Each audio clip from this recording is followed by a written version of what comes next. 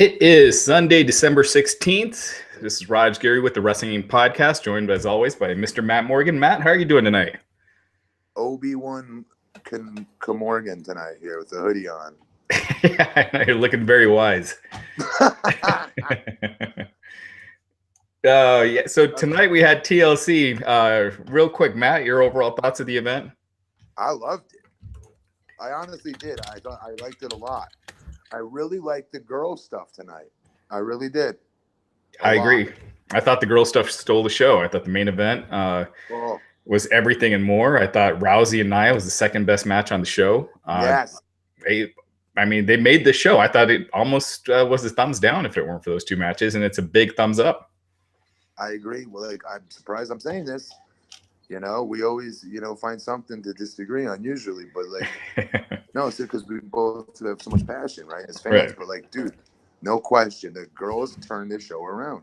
Yeah, absolutely, and it made sense. The main event, Ronda Rousey coming in, all made sense storyline wise. It wasn't just where you needed to turn your brains off. It all went with the storyline. So I thought it was good stuff. It's great. Were you able to catch the pre-show at all? No, I was doing 7-foot Santa in Longwood. Oh, so you were dressed as Santa? No, I was dressed as the world's largest Santa. Right? Nice. Yeah, so I had 300 different kids throughout our city come on out, and it was a different event I wanted to do to get people to come out to a new multi-million-dollar park we have in our city that we just put in, and people that are watching that don't really know. I live in a very small city that don't really have much entertainment and things of that nature. So I'm trying to change that now that I'm a deputy mayor.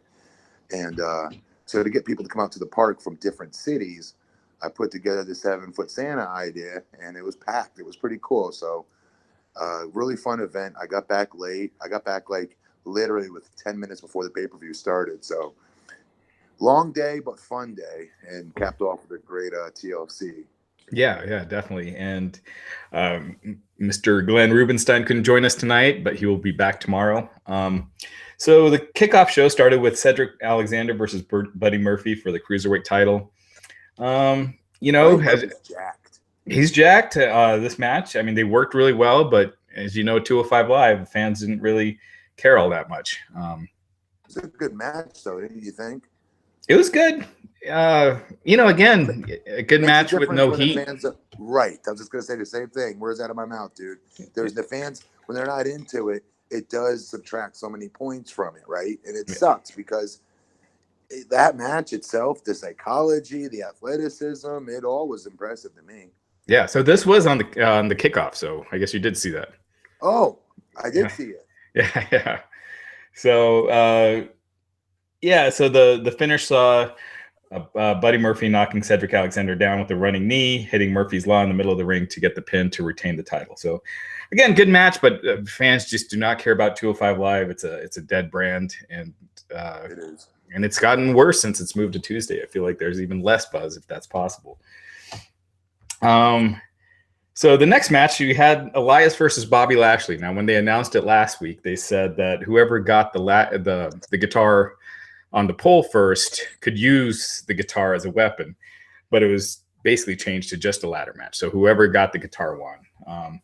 And so kind of a nothing match. The end saw Elias get the ladder, get the guitar, win the match. Afterwards, Lashley beats Elias down. Kind of one of those 50-50 things. Yeah, exactly. Yeah, it just keeps it going. Nothing really much here. Dude, it's that 50-50 stuff. If you're going to put somebody like Elias over, which is what the storyline called for, in my opinion, of where they were at with what they've been telling us each week on Raw, I'm sorry. Bobby was due for an L tonight. And I don't like having Bobby ever lose, and he shouldn't be in this scenario to begin with. But being that they booked themselves into a corner as usual, this is what happens. You take away that win. Now, that win doesn't mean anything. We're not going to win that W he got on Bobby Lashley like we should. Mm-hmm. If you saw that on paper, that he went over on Bobby Lashley as a fan, and you didn't see the pay-per-view, wouldn't you be like, holy crap, he beat Bobby Lashley? That's a big win. They must have big plans for him. But then you read on, and you see in the spoiler, the report, where Bobby Lashley handed him his ass, and got all of his heat back. Like, it's that 50-50 crap I can't stand. Yep. It does not. It does no one any good. No. And if And you it know, hurts Bobby. It hurts Bobby. exactly. I mean, when we were talking about when Lashley came in last year, if I told you by the end of the year he'd be on the pre-show, you know, you'd be like, you know nothing. I was about to ask you right now, because I told you before we started, you know, being, you know, completely transparent, everybody watching. Raj asked me if I watched the pre-show, and I thought I didn't see it, but I did see it actually, because obviously I watched that match beforehand. And now we're talking about Bobby being on the pre-show, because that's why I didn't think I was watching the pre-show. I thought that was the pay-per-view. Exactly. I really did. I thought they were second up on the pay-per-view. I swear. Yeah. So that is a pre-show match, and then the opening match of the pay-per-view is Jinder Mahal and Alicia Fox versus R-Truth and Carmella. So the Mixed Match Challenge Season 2 Finals, a season that had AJ Styles, Charlotte Flair, Braun Strowman, Finn Balor, you know, Asuka, all this talent at one point, and R-Truth and Carmella win the season. Well, good, because all those talents left this show, and they should have, because it's ridiculous.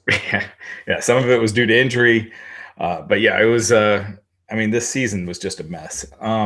Basically, Carmella rolled Fox into the code of silence for the win, and I think this stip is so stupid. No one cared about this season, so they added this stipulation that the winners get the number 30 spots in the Royal Rumble matches, and that always has been one of those things where you're really anticipating, you're really excited to see who's number 30, who's coming out at number 30, and now you know it's going to be Carmella and R-Truth.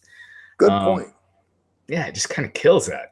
It does. We're not getting that return of Haku at number 30, or John Cena that one year when everyone thought he was going to be gone for, you know, like 9 months, and Edge one year. I mean, they've had some big surprises. Or Matt Morgan coming back, you know, at number 30. There you go. Now you're going to have to come in at number 29. Booking my own shit. So anyway, so that season's done. You think there'll be a season 3? I pray not, but I'm sure there will be, because they are social media savvy. I'll give them that. But this doesn't get that many views on Facebook. It just doesn't. Oh, the finale got like 17,000. So it's insanity. The guy from who filmed my 7-foot Santa already beat that today on his Facebook. Yeah, I mean, serious. Yeah. There you go. That's pathetic. 17,000. Yeah, people in the chat saying it's not going to be R-Truth. I mean, he's going to get attacked. How many times do we give WWE a lot of credit, thinking that they're going to do some big surprise and they don't? So, but I could see them doing that though. Come on, I could see that. I agree with them in the chat. I hope There's no way R-Truth's getting 30. That's a fart in church. Yeah, maybe they do something where R-Truth comes in at number 30 in the women's Royal Rumble. You know, because how he always comes out at the wrong time, and then because of that, he forfeited his spot in the men's Rumble. Hey, like that. I'm gonna put something to the test here, Raj, really quick. I know we got to move on, but let me ask you something.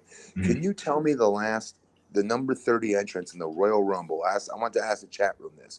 Please tell me the last entrance as number 30 in the Royal Rumble since the year the fans went nuts when it wasn't Daniel Bryan and it was Rey Mysterio. Could you guys give me, from the progressing years on through now, the number 30 entrant in each Rumble since? And I'm asking that because I want to see if WWE smartened up since then, and they learned their lesson about giving the fans and feeding them that number 30 entrant of being somebody cool, somebody they like, somebody they appreciate. So that would have been, I think, 5 years ago when Daniel Bryan was... Yeah.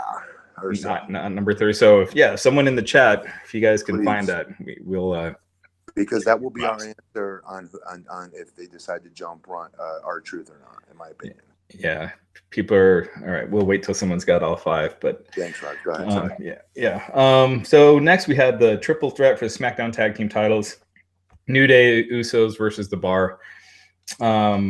It was Xavier and Kofi for the New Day. Mm-hmm. Really good match. I mean, you wouldn't expect anything less. It's kind of, Usos and New Day, anytime they're together, it's kind of chemistry. Yeah, they got it. Chemistry's insane. It just feels like you've seen it a lot. It is, but yet I like it though. Okay, on paper I don't, but once it's playing and I know I got to watch it and I'm doing the report on the show, I like watching it for what it's worth. Yeah. I mean, it was good. Again, there's just something about it when I see the Usos in the New Day. I'm like, man, I feel like I've seen this for 5 years now. Oh yeah. But the Bar picked up the win. Sheamus hitting the Brogue Kick on Xavier for the win. So the Bar retains. Next up, we had Braun Strowman versus Baron Corbin in a TLC match. They used that whole no DQ thing because Strowman clearly in no condition to wrestle. Right. He came out in a sling, but he said it's a no DQ match, so I can have help. Then you had Apollo Crews come out and Bobby Roode and Chad Gable, and then Finn Balor on the other side, all holding chairs. And then Baron Corbin, they nail him with some chair shots. He starts running back, and Kurt Angle came out to a surprise. Huge pop. Baron. Yeah, huge pop. It's cool seeing him back. They got him back into the ring. Crews hit a big frog splash. They all hit their finishers, and then Finn Balor followed up with the coup de grace, and then Strowman just put his boot on Corbin for the win. All right, now here's the thing with this. Here's my only question. I liked the creativity and how they got there, right? You can't wrestle. What's going to happen? Okay, the fans went nuts when they announced Baron Corbin is no longer the GM of the show. They're no longer GM-elect. The fans love that. But my question is this. Why on God's green earth would any of these guys help, of all people, Braun Strowman? Okay, yeah, he's a babyface. He has handed each and every one of them their ass multiple times when he would just walk out, during these people's matches and powerbomb the hell out of them, chokeslam the hell out of them, hit him with a running power slam. All of those guys that you saw out there, he has interrupted all their matches and nuked each and every one of them. And I'm talking this year. Yeah.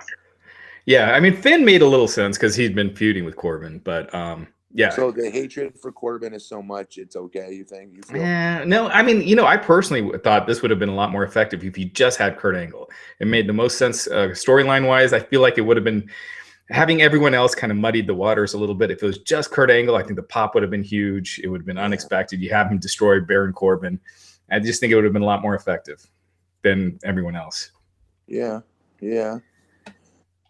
But regardless, they did the storyline. Strowman won, so Corbin is out as GM. So tomorrow night, Vince McMahon, we'll talk about this a little more after the recap. Vince McMahon's going to be on Raw, coming to shake things up after record low ratings the last few weeks.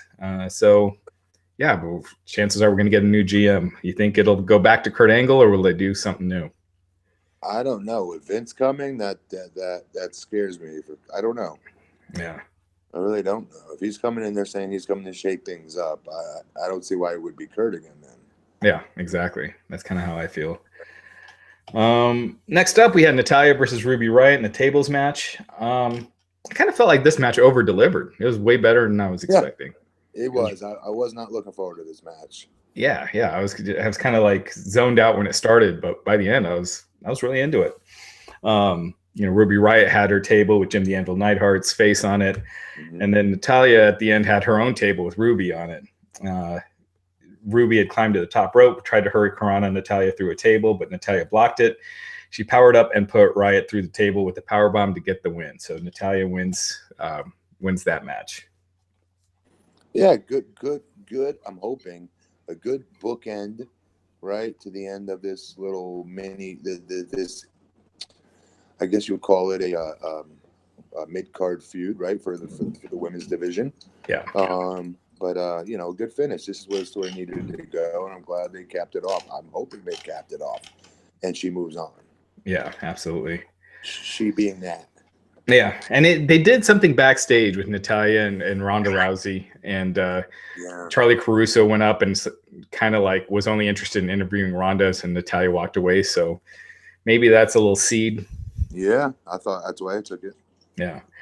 Now this one I was not happy with. Finn Balor versus Drew McIntyre. The match itself was good. Drew, Dolph Ziggler interferes at the end. Drew rolled. Okay, let me read this whole thing. Dolph comes in, interferes. He drops Drew at ringside with the super kick. Ziggler brings the steel chair over, but Drew kicked it in his face. Drew rolled Ziggler into the ring, and the referee told him not to bring the chair in. Mm-hmm. Drew brought it in. Balor kicked him. kicks it back into him, and then went into the top, hit the coup de grace on Drew for the pin to win. So Finn Balor beats Drew McIntyre. Yeah, we don't like that, obviously. Okay, but let me just say this something. The fans at home probably saw this too, and so did you, Raj. The ref, I have a feeling the ref screwed up tonight in the finish. Oh, you think so?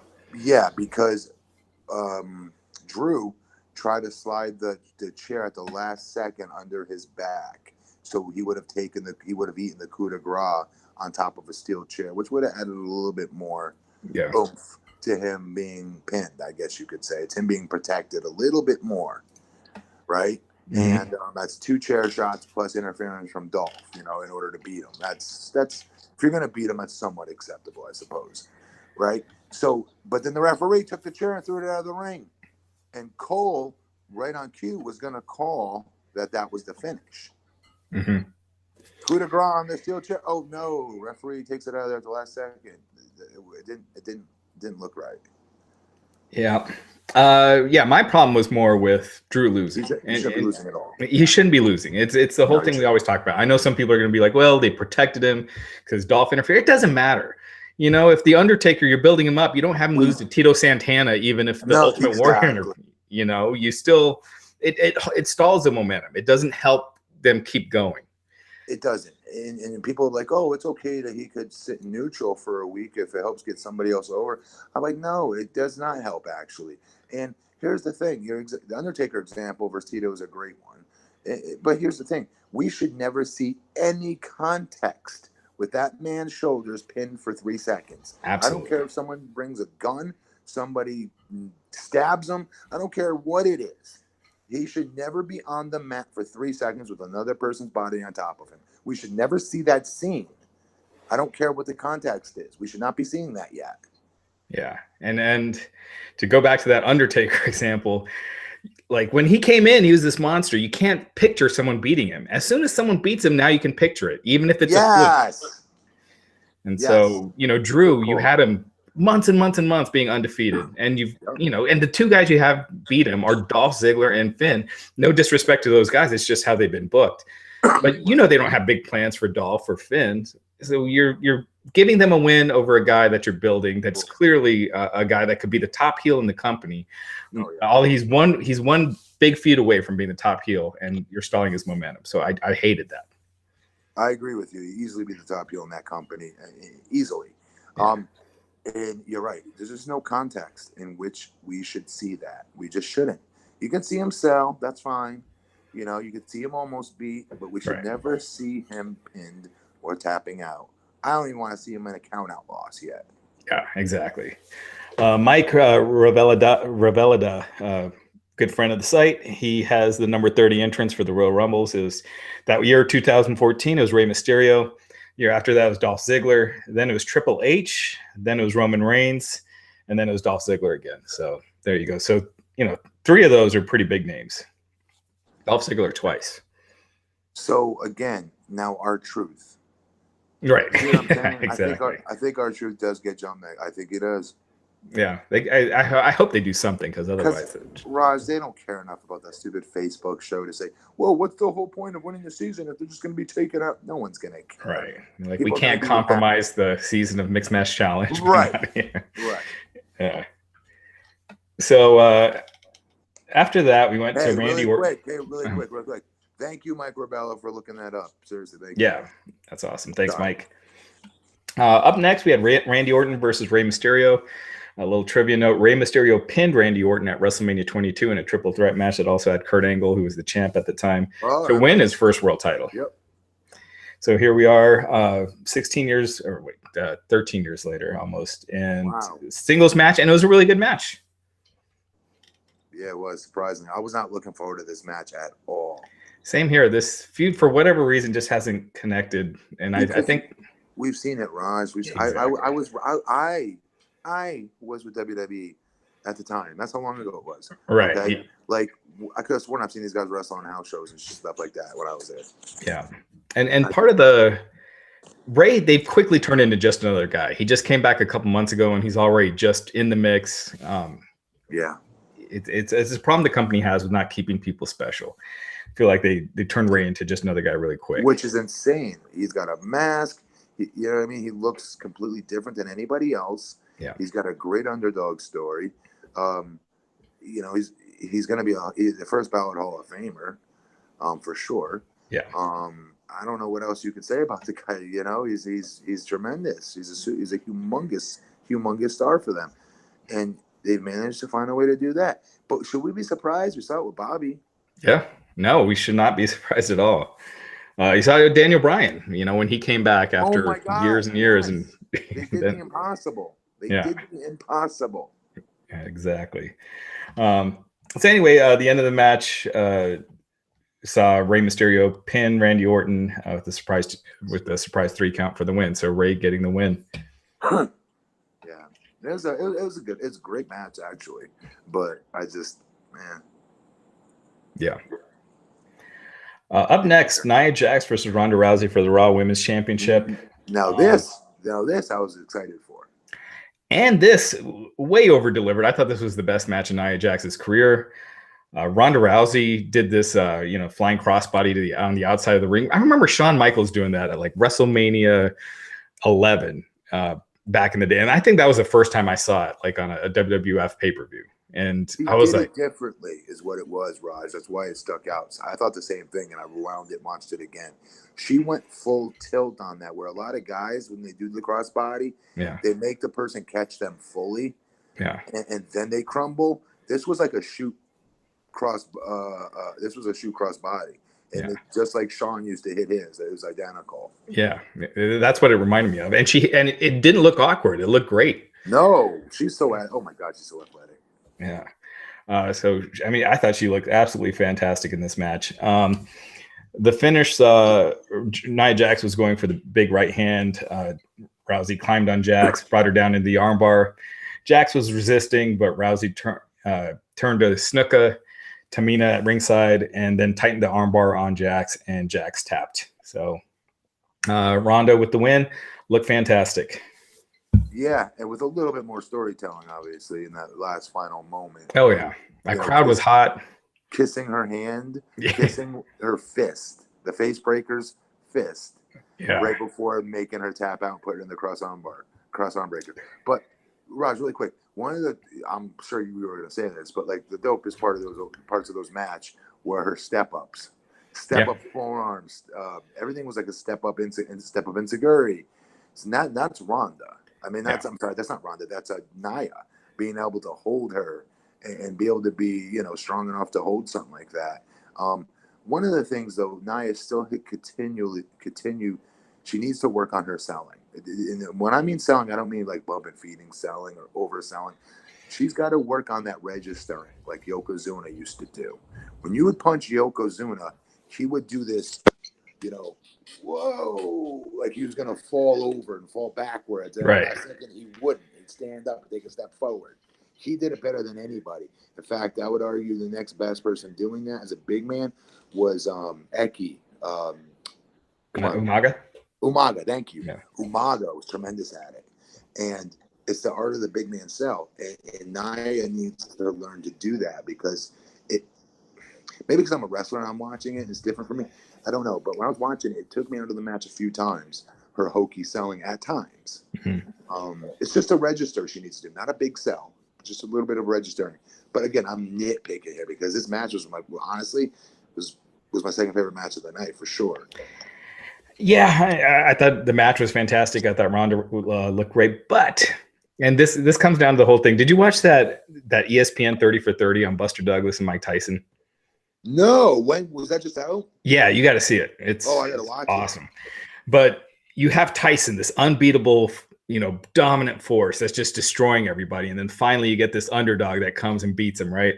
Yeah. And you could script that in WWE. Ronda could be that dominant Tyson figure where she's just blowing through everybody. And then finally you get your babyface and Becky Lynch and trying to topple the big bad heel Rousey, who's just been murdering everyone.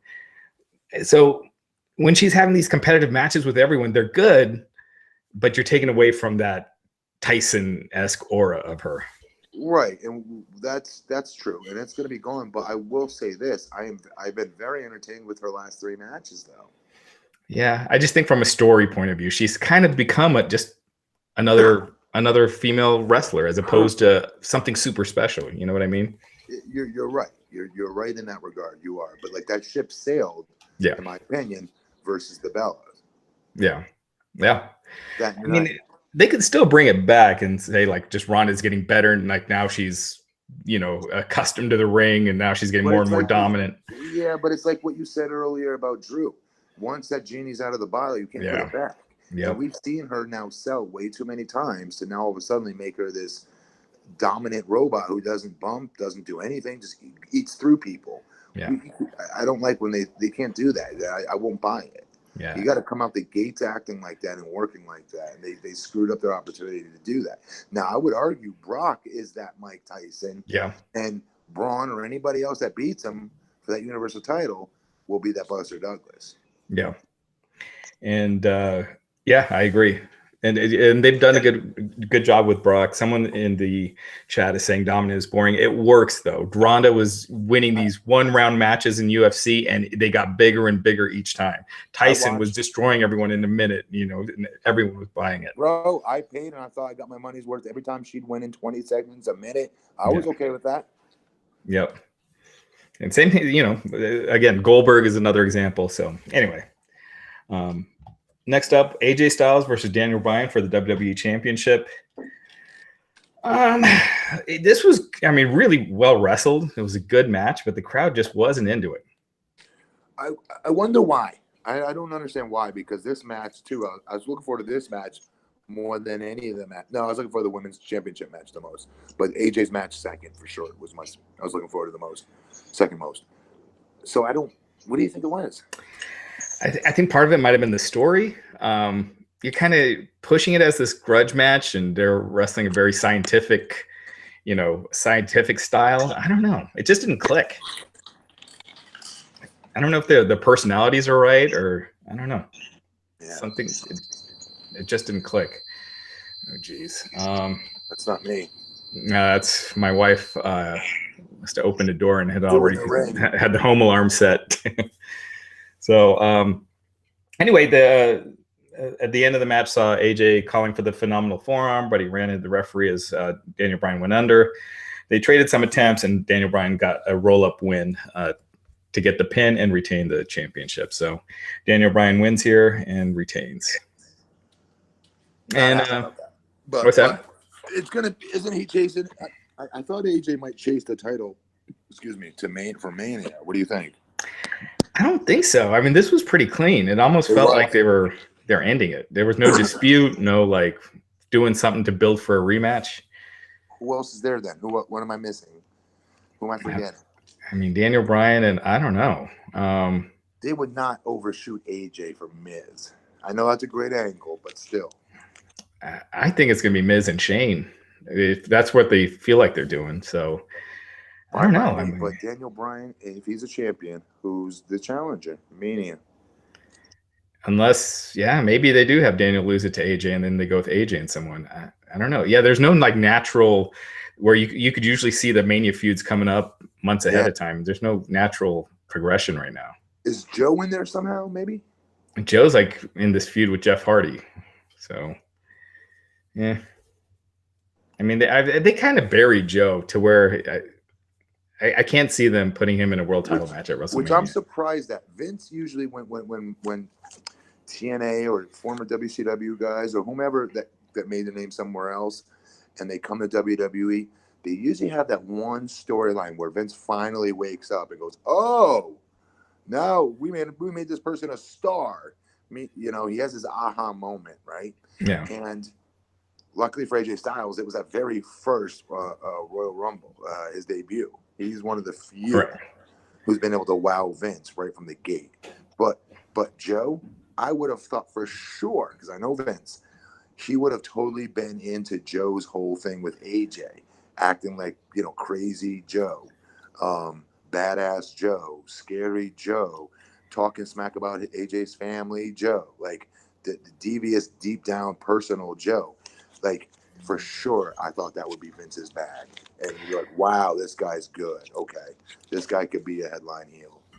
Let me ask you this: knowing how Vince operates and has operated for so long, do you think part of the thing with Joe might be the physique or his conditioning or anything? Yes, I thought yeah, maybe until that angle, though, is what I'm saying. Yeah, Because I thought it would have made Vince finally look past it and go, okay, you know what? Forget that. I see this crazy SOB who I believe in. Because by the same token, he eventually believed in Kevin Owens. He did an angle with him, put the title on him, did everything. Okay, yeah, and I would argue there's a slight difference between Joe and Kevin, in my opinion. They're both overweight. One wears a shirt, one doesn't. I get it, but still, by the same token, Joe is a lot meaner. yeah. You He's know, got a lot more credibility. Like he way more looks credibility. the part. But when I see someone like Joe getting, like at the Survivor Series, he was out in a minute or whatever, and just and he lost to AJ again at Starrcade, just losing constantly. He hasn't won in forever. You just get that feeling like there's a message being sent. Well, here's the thing. I don't want Joe lean. What's the message? I don't want a skinny Samoa Joe. It wouldn't look right to me. Remember they tried that with the Big Show when the Big Show came in '99, and they put him in a big angle, and then all of a sudden he's just getting beat constantly, and then they send him to OVW. Yep. I don't know. Yeah, and that was the same thing with Big Show. You don't want to see him small. I mean, that defeats the whole purpose. When Big Show came in, though, Big Show was jacked. His day one in WWE, if you look back. He wasn't just big and giant. He was jacked. And then he let himself go. And then they did all that fat shaming, if you will, and telling him to get in better shape and send him to WWE, blah, blah, blah, blah. A lot of that was his attitude, too. It wasn't just him being fat. It was his attitude. Yeah, that's true. Right? He had a big chip on his shoulder. But one of the things with Joe, I don't want to see him any other way. I'm sorry, I just don't. Yeah, I mean, if Joe was skinny, he wouldn't look as tough. I mean, it wouldn't work for me. It just wouldn't work. Yeah. No, I agree. So anyways, they did a backstage segment with Finn and Dolph Ziggler. I can't remember if that was here earlier, but so that match was announced for Raw. They did that backstage interview we talked about earlier with Rousey and Natalya. Rousey is asked about Charlotte Flair. Rousey said payback is a bitch and she's the baddest bitch on the planet, and walked off. So short and simple. Again, that Tyson-esque aura. She can do it. She can. The genie out of the bottle. She definitely could. It's a shame that they've already put her in these predicaments, though. Yeah. All right, up next we had the WWE Intercontinental Championship match, Dean Ambrose versus Seth Rollins. Man, this match just never got going. The crowd was chanting, "This is boring" during it. It was, I don't know. I thought this was probably the worst match I've seen Seth Rollins in, and a lot of that had to do with the crowd reaction. What'd you think? I forgot this match was on the card. Yeah.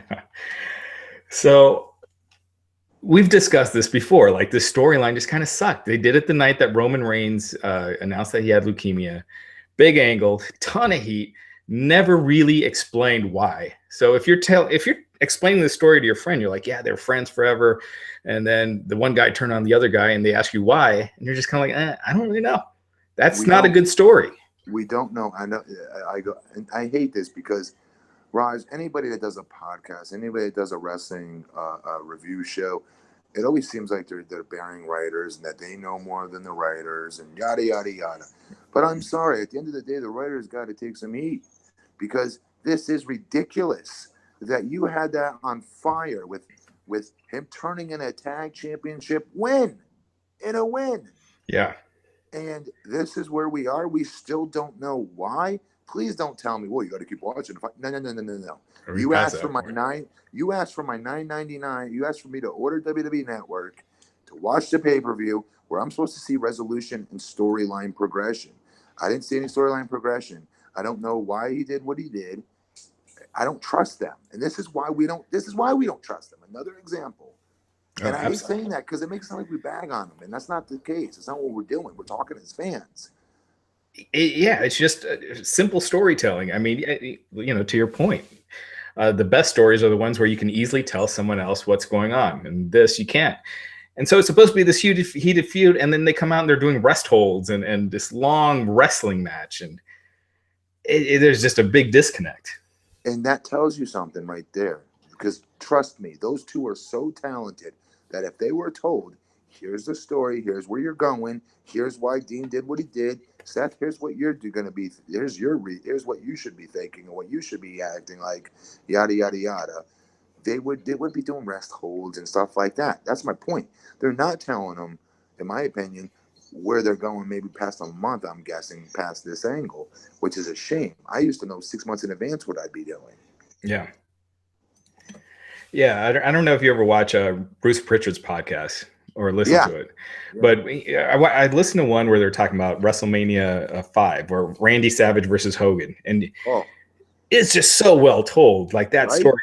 And what happened at the end? They did their biggest pay-per-view ever up until that point. So you tell the right story, it makes sense, and it pays off. And they just don't do that.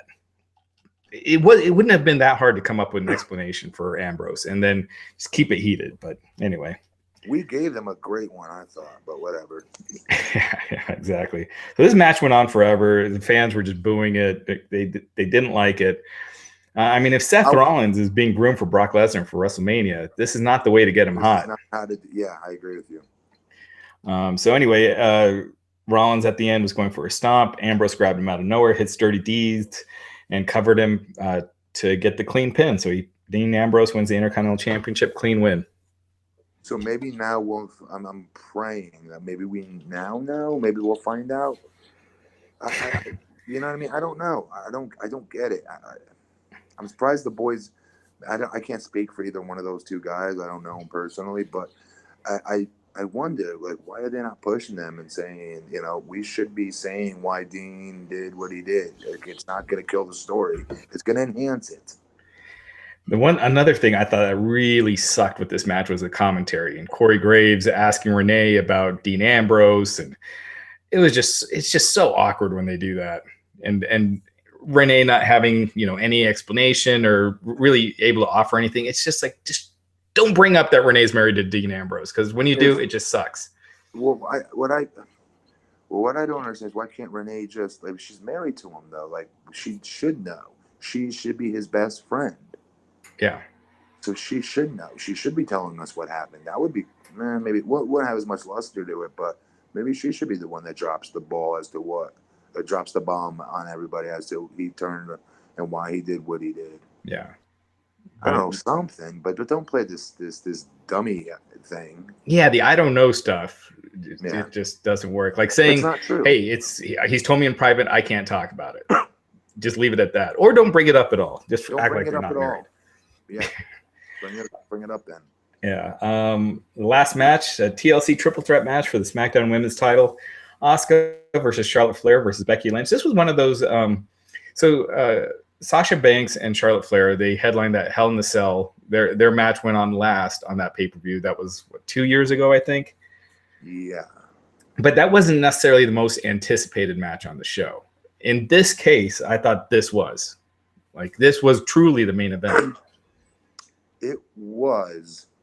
Now, let me ask you a question. How much do you think Asuka plays? I mean, she's phenomenal. I'm not saying she's not. But how much do you think she plays, what role she plays in it being, like, people looking forward to seeing that match? Because I would argue it's just those two. And Asuka was just part of it for the ride. Yeah, I think Asuka was there, so neither... Because by adding Asuka, neither of them gets beat. Yeah, but right, exactly. But neither of them get beat, right? Charlotte and Becky don't get beat with Asuka winning. Whereas if it was just Charlotte and Becky, then one of them is beat, if that makes sense. Yes. So it was a pretty smart move, and a perfect person to add. I mean, if you added like, one of the Iconics or something, it wouldn't have worked. Nobody else would have worked. Yeah, so it was. I mean, this match was awesome. I thought. I mean, there were parts of it that were brutal. There was this spot outside. They were outside the ring. Becky Lynch laid Asuka and Charlotte on a table. She climbed this ladder. It took a while for her to get the ladder adjusted.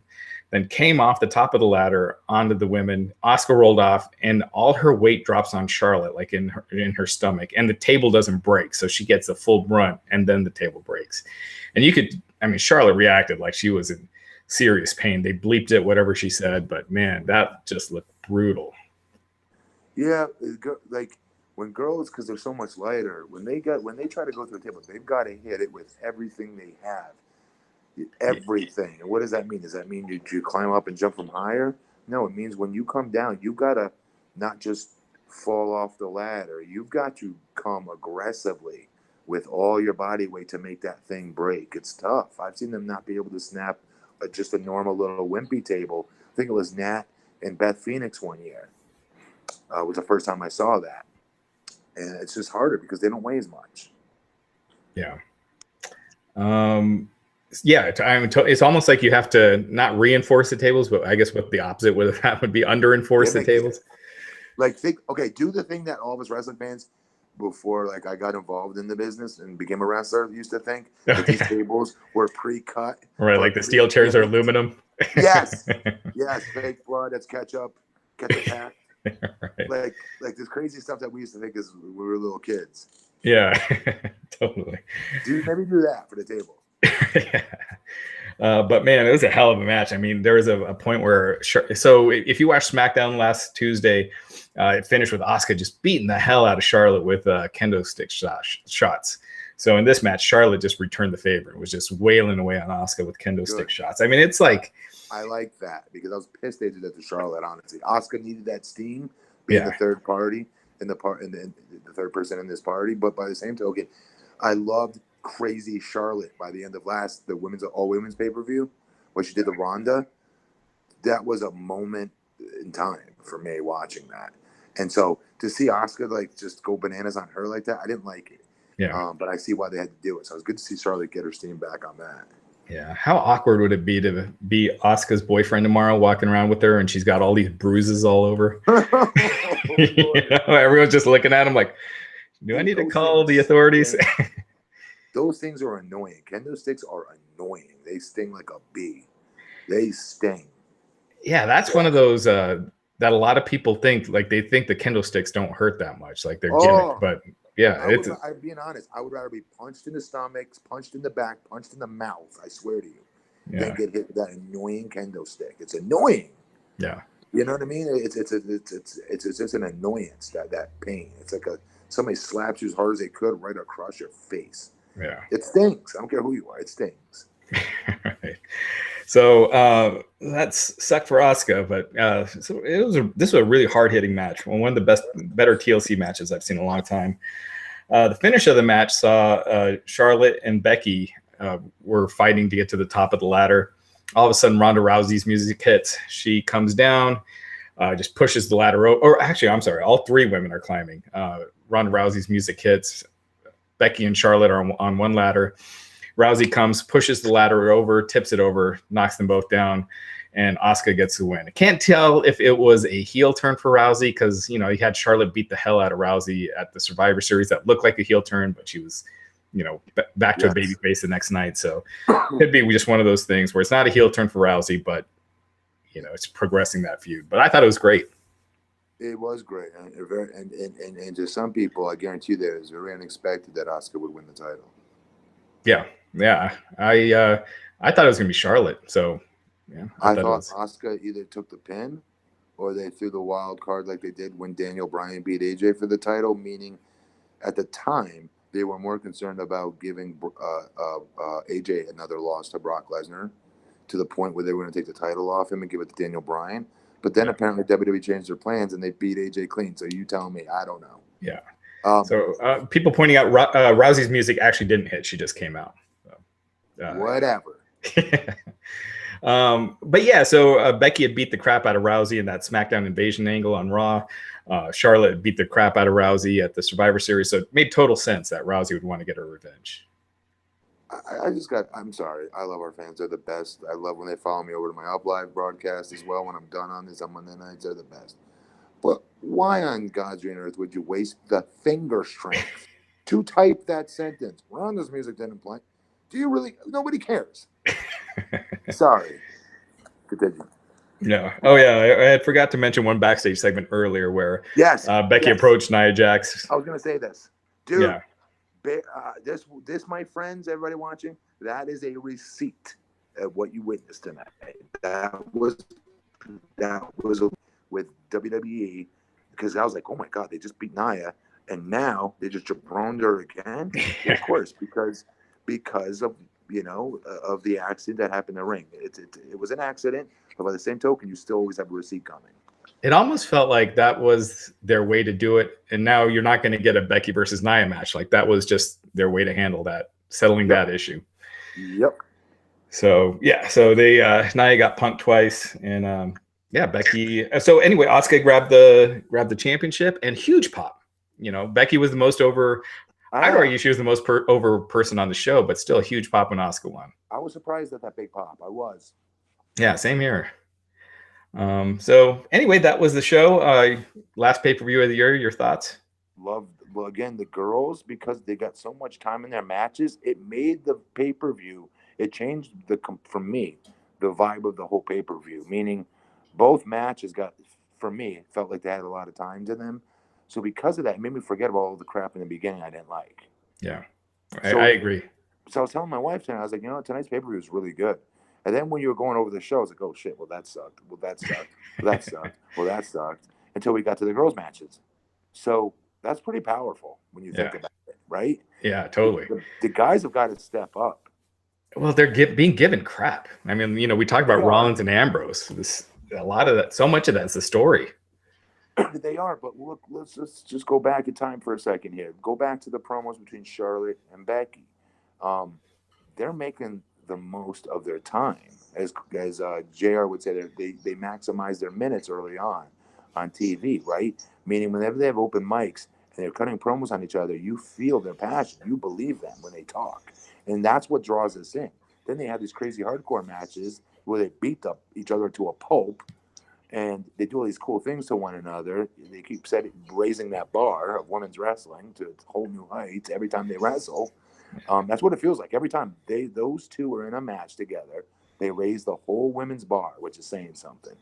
And they're doing that. So it's not the writers just writing this per se. It's them seizing their opportunities and making their opportunities bigger. And the guys can do that. I don't know what they're waiting for. Yeah. I agree. I think the booking, we were talking about Drew earlier about beating him. Yeah. It's like Seth earlier this year, right? He was red hot for a while, and then he's getting beat by Dolph and losing all these matches. He killed, those losses. You might think wins and losses don't matter, or there was interference in it, but it kills your momentum. And Seth is not near as hot as he was earlier this year. Not to sound like some mark, to any of the wrestlers that are watching this. When I wrestled, winning and losing didn't really mean it. You get paid the same. But as a fan, when I watch, I'm being very serious when I say wins absolutely matter. I do care if somebody wins or loses, and I remember if they've won or lost generally. Right. You know what I mean? So there is something to winning and losing. I hate when they say there's not. If there's not, why are we watching? Exactly. I mean, that's the whole point. And in your head, when someone loses, you got that in your head that they're a beatable guy. And the more they do, the more it's in your head that they're a very beatable guy. So exactly, man. It matters. All right. Also, this past weekend, ROH Final Battle. There was we have another podcast on Friday night, but Cody Rhodes, the Young Bucks, Hangman Page, they're all gone. They all left ROH. They said their farewells. Cody tweeted out a goodbye yesterday, or maybe it was today. Hangman Page did earlier tonight. The rumor is that they're starting a new promotion funded by the Jackson Jaguars owner's son, Tony Khan, All Elite Wrestling. We'll see. January is supposed to be the announcement if they do it. So what are your thoughts on that? I wish them the best. I hope it blows up. Yeah. I just wonder how much audience is there for another promotion? If it's similar to ROH and New Japan in the US, I don't know how much audience there is for that, unless they get a TV deal. I mean, if they get a TV deal, that's a game changer. But if it's something on the internet or using a streaming service. Well, let me ask you something. Is it really a game changer? Because it depends on what type of TV. Yes, if it was a big TV deal, yeah. Because Impact's on TV and ain't doing nothing. No. I mean, they just did they're now in the 100,000 viewers mark. So yeah. Wait, what? Yeah. Last week, well, they switched the time slot, and since then it's been like right around 100,000 viewers. I think last week it was like 100. Slow down. 100,000. Yeah. Holy crap! What happened? Yeah. I mean, it's one of those things that a lot of people are talking about how the wrestling is so much better on Impact. Now, no one cares about the wrestling. You need stars and big, feuds, and you need people that are, interesting, that fans that will tune in and watch that don't normally watch it. The hardcores are going to watch. And I don't know. I worry about Impact. You still need, say what you will, you still need the Scott Steiners, the Booker T's, the Kevin Nashes, the Stings, the Kurt Angles, everybody that used to say, oh, where are these old guys still coming back to Impact? That's why. Because they bring eyeballs to the TV set, and then the AJ Styles, Samoa Joes steal the show with their matches once the eyeballs were on those TV screens. Yeah, absolutely. You pit the new stars against the older stars, have them feud, and that's how you get, that's how you make newer stars. So anyway, we'll see with AEW. Obviously, that'd be awesome if they do take off. WWE has been kind of painful lately, and the ratings reached new lows this past Monday night, the lowest rated Raw in history. The second and third hour, the lowest rated second and third hours ever.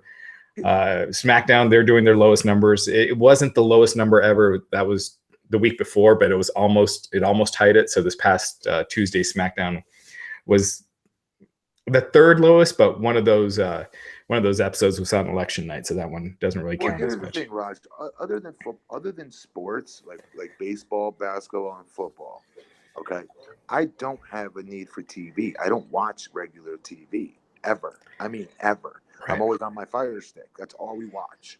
Right. So, like, what I'm wondering is bad writing, bad storylines, maybe not big enough stars. These are all good reasons for lower rating, right? Mm-hmm. But Raj, one of my biggest concerns is we're not recognizing that the trend is people are just not watching TV, and it's getting bigger and bigger and bigger in that direction.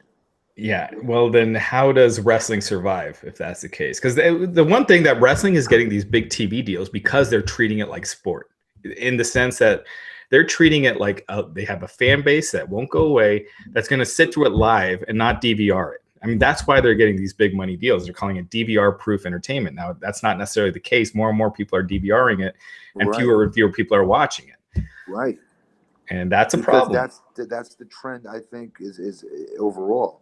I think people view wrestling as entertainment more than sport, as far as their viewing habits go.